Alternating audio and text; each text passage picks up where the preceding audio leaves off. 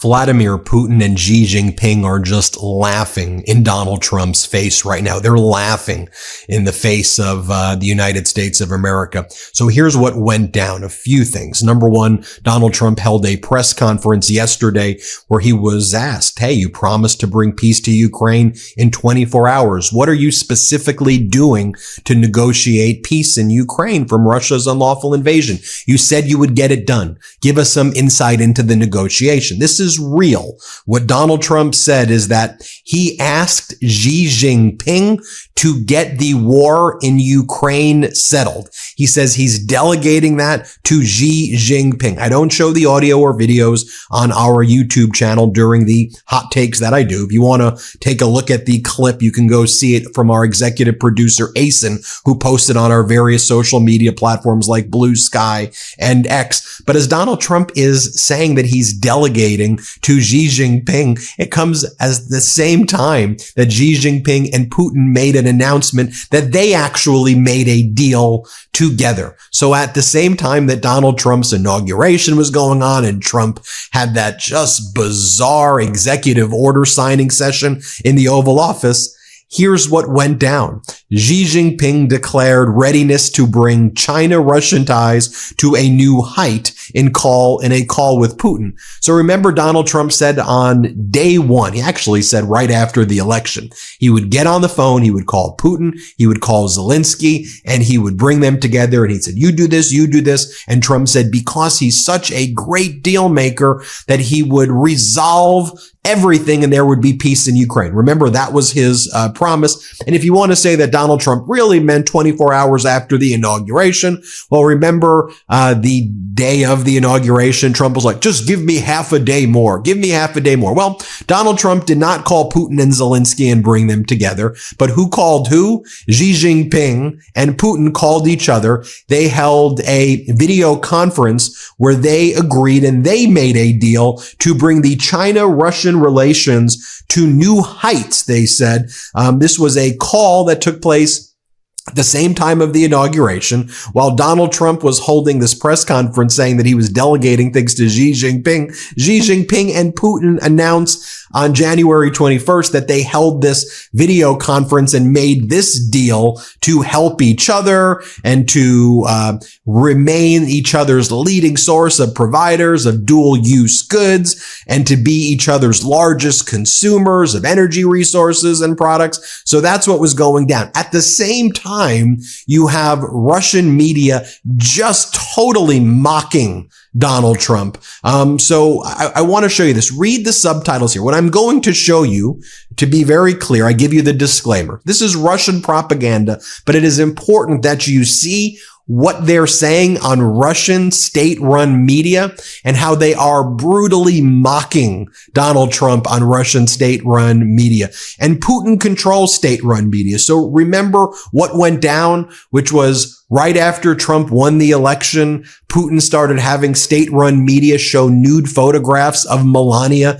And then the hosts would laugh and mock Melania. And they would say, I guess it's her body, her choice, Donald. Remember, that was going down. Remember, Donald Trump was also like, yeah, I spoke to Putin. And then Putin leaked to his sources that there was no phone call ever and that it was pure fantasy to suggest that there was a phone call that took place. And then Putin accelerated things, escalated things, cut deals with North Korea, Donald Trump's buddy, Kim Jong-un, to send North Korean troops into Ukraine. All of that was going down.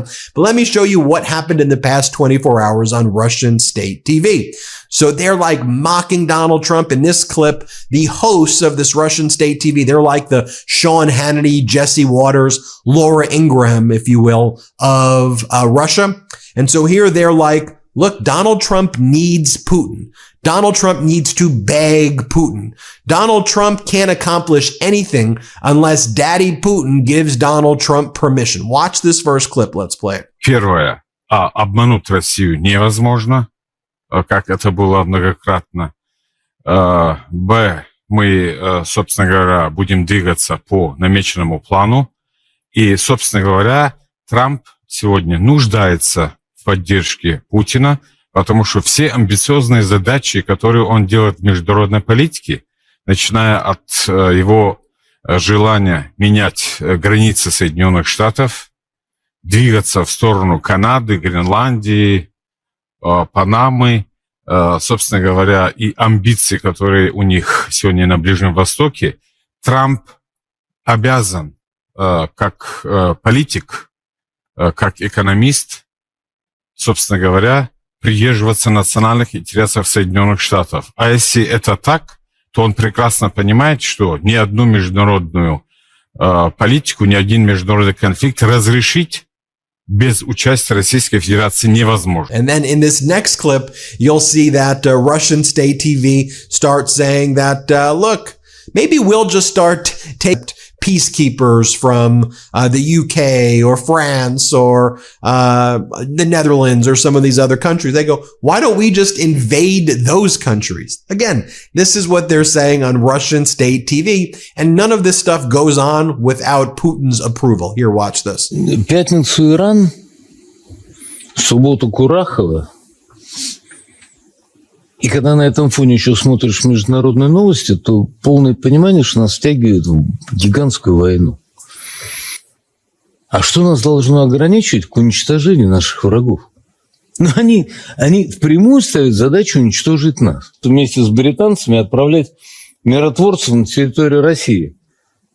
Какие миротворцы? Идиоты! Вам надо Лондон и Париж защищать.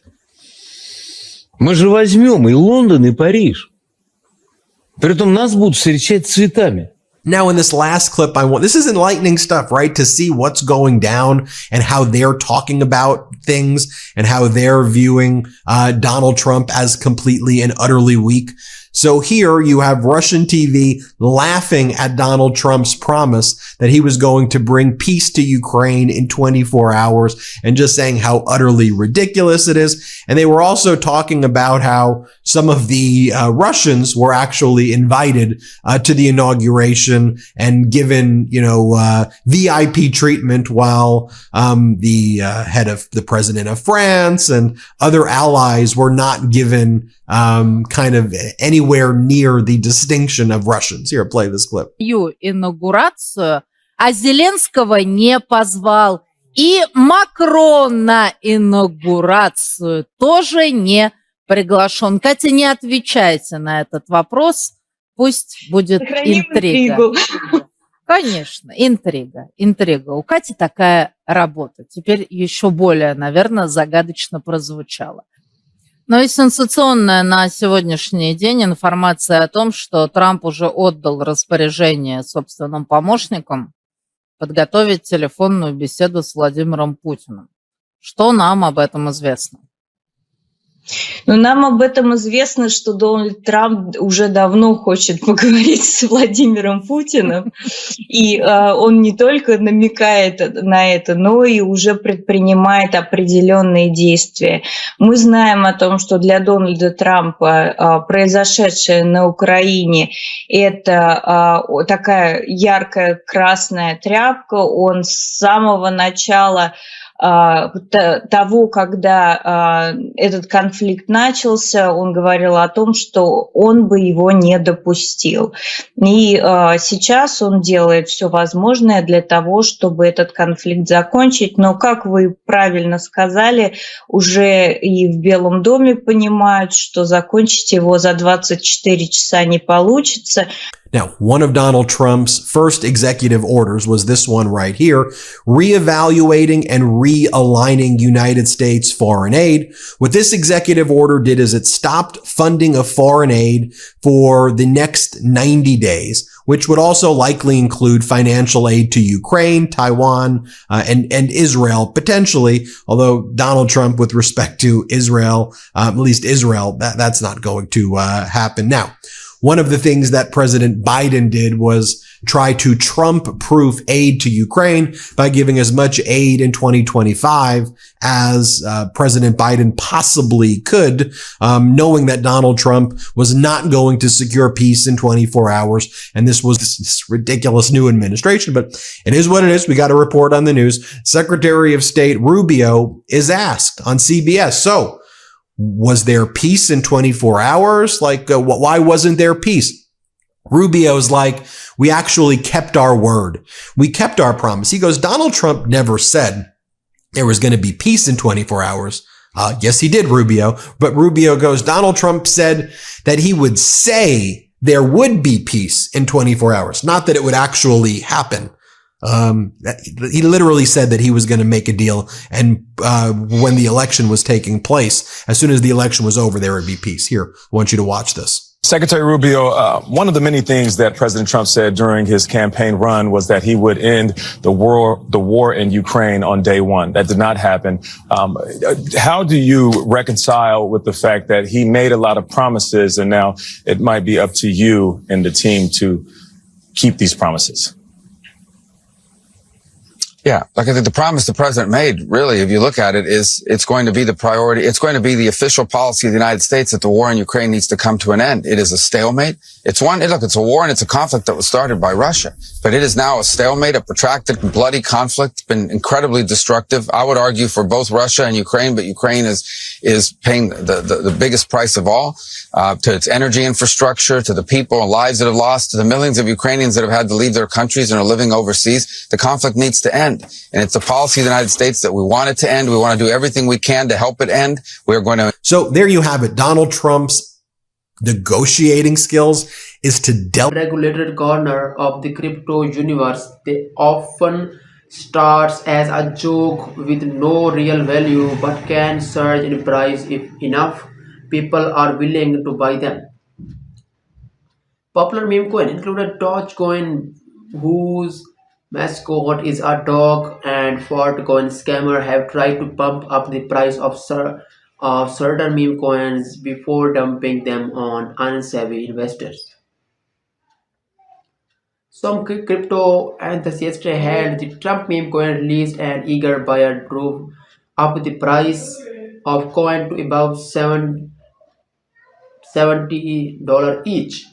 The price fell dramatically on Sunday after First Lady Melania Trump announced the launch of her own meme coin, which also saw an initial price spike for a large fall as Tuesday afternoon. Trump meme coin was trading at about